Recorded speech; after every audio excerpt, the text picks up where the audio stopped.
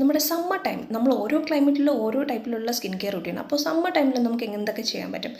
Ice cube facial നിങ്ങൾക്ക് എല്ലാവർക്കും അറിയാമെന്നല്ലോ. അപ്പോൾ ഐസ് ക്യൂബ് ആക്കാൻ പറ്റിയ പ്രോഡക്റ്റ് ഏതൊക്കെയാണ്? ഫസ്റ്റ് നമുക്ക് കറ്റാർവാഴ. സ്കിൻ ഹെൽത്തി ആയിട്ടിരിക്കാനും സ്കിൻ ഗ്ലോയ്ക്കും പിന്നെ മോയ്സ്ചറൈസിങ് എഫക്റ്റ് കിട്ടാൻ കറ്റാർവാഴ നല്ലതാണ്. അത് നമുക്ക് കറ്റാർവാഴ ജ്യൂസ് ഫേഷ്യലാക്കാം, ഐസ് ക്യൂബ് ഫേഷ്യലാക്കാം.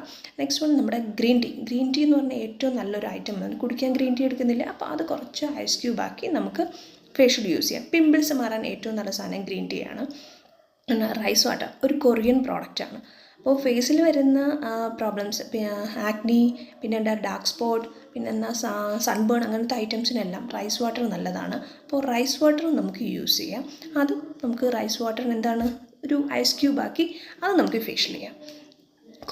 കോഫി ഒരു ഹെൽത്തി നല്ലൊരു പ്രോഡക്റ്റാണ്. അപ്പോൾ ആക്നി വരുന്നതിനും ബ്ലഡ് സർക്കുലേഷൻ അങ്ങനത്തെ കാര്യത്തിനും കോഫി നല്ലതാണ്, അത് യൂസ് ചെയ്യാം.